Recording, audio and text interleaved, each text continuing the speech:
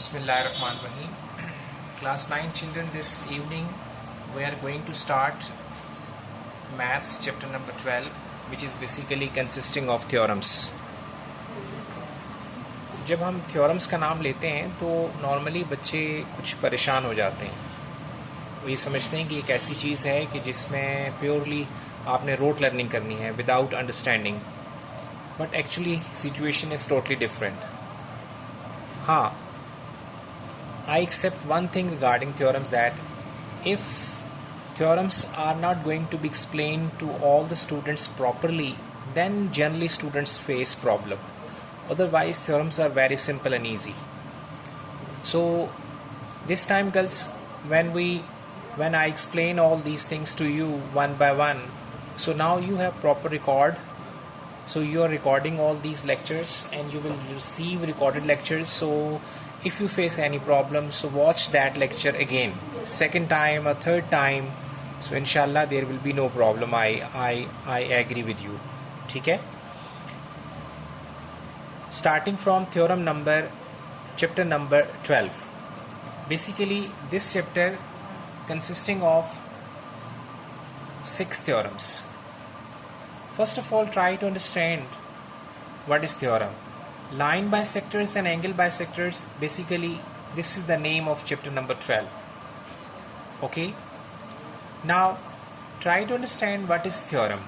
You have done some theorems in class 8 as well, but I don't know how much concepts you are conceiving.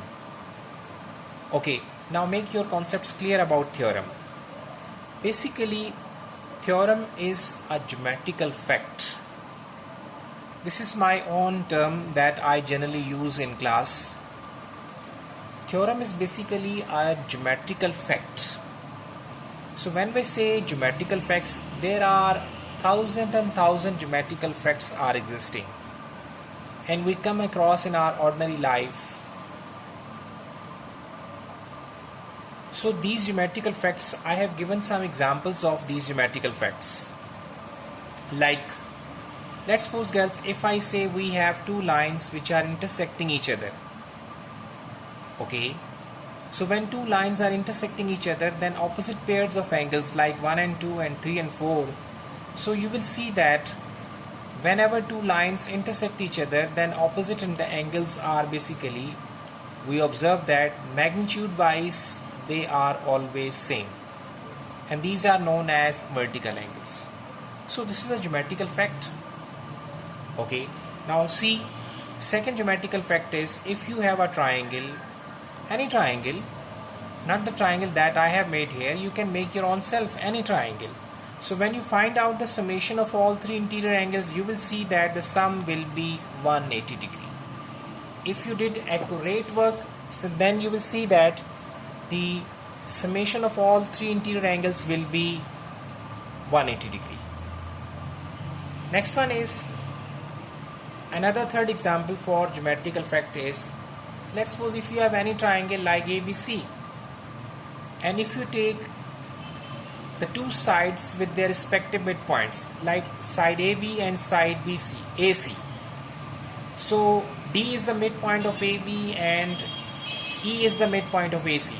So whenever you have any triangle in which two sides, and this is the line segment which is basically joining the midpoints of the two sides. Now what is geometrical fact here?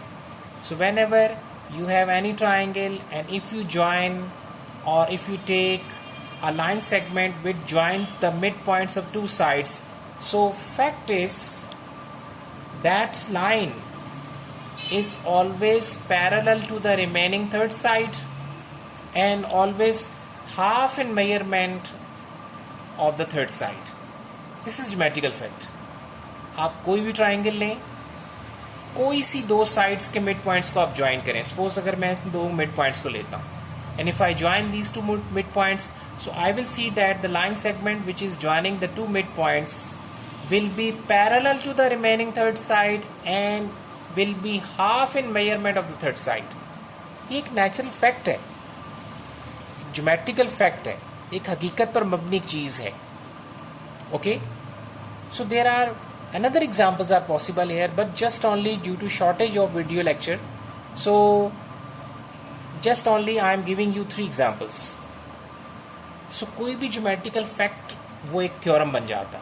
So we prove this theorem, and I think you have proved this theorem in class 8 and this theorem also, but here in this class 9 you will prove this theorem. So every geometrical fact becomes a theorem, and you prove that theorem by using some logics and facts. Okay.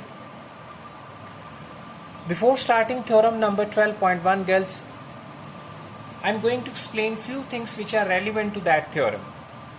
So it's better before starting that theorem, if you understand in advance, then you can easily understand the statement and proof of the theorem 12.1. Let's say I have written here heading definitions before theorem 12.1. Okay, now see, I have written here bisectors and the word right bisector. Plural word I have used here, singular word I have used here. So basically bisectors of a line segment are infinite, and right bisector of a line segment is unique. Suppose if we have this line segment and this dot basically representing exactly the midpoint. So there are infinite number of lines which are passing through this midpoint of this line segment. So all these lines are known as bisectors. They are bisectors. But if you have same line segment with respective midpoint, and if you draw a line which passing through the midpoint and also makes an angle of 90 degree, but here different lines are passing through this midpoint of line segment, but no one is forming 90 degree. So they are bisectors only, but since this is passing through midpoint and also makes an angle of 90 degree, right angle, that's why we known as this is a right bisector, and this is unique. ये सिर्फ कोई एक ही line हो सकती है जो mid point से पास हो और साथ ही 90 डिग्री एंगल भी फॉर्म करे. अगर मिड पॉइंट से पास हो और 90 डिग्री एंगल फॉर्म ना हो तो वो फिर बाइसेक्टर होगा, और वो तो बहुत सारे पॉसिबल हैं. I have drawn this figure, you can see. But a right bisector which passes through the midpoint also makes an angle of 90 degree, that is known as the right bisector. Next one is SAS postulate. Guys, if you have two triangles such that their respective two angles and included side are same. For example, in this triangle, angle A is same as angle D, angle B is same as angle E, and the side included here in between these two angles is side AB, and here is side DE. So if we have two triangles, their two angles and included side same, then you call those two triangles as congruent triangles. Okay, so why are you accepting that these two triangles are congruent? Because according to this postulate says that if you have any kind of triangle, another triangle as well, if their respective angles and included sides same, then those two triangles will be same. So whenever we accept this, then we write according to this postulate SAS. And when two triangles are congruent, suppose these two triangles are fulfilling the criteria for SAS, so these two triangles are congruent. This is the symbol for congruency of triangles. So okay, now all the rest sides and angles, suppose we don't know about these two sides, but since these two triangles are congruent, so these two corresponding sides will be same. Similarly, these two sides which are corresponding sides will be same. This angle, these two angles are corresponding angles, they will be also same. Is it clear? When two triangles are congruent, then their corresponding angles and sides are definitely same. And common sides or common angles are always congruent. Whenever we have a triangle in which one side is common due to some reason, let's say, then common side or common angles are always congruent. So when I start theorem number 12.1, then you can easily understand the statement and reason for this one. Okay, now girls, watch next video number 31.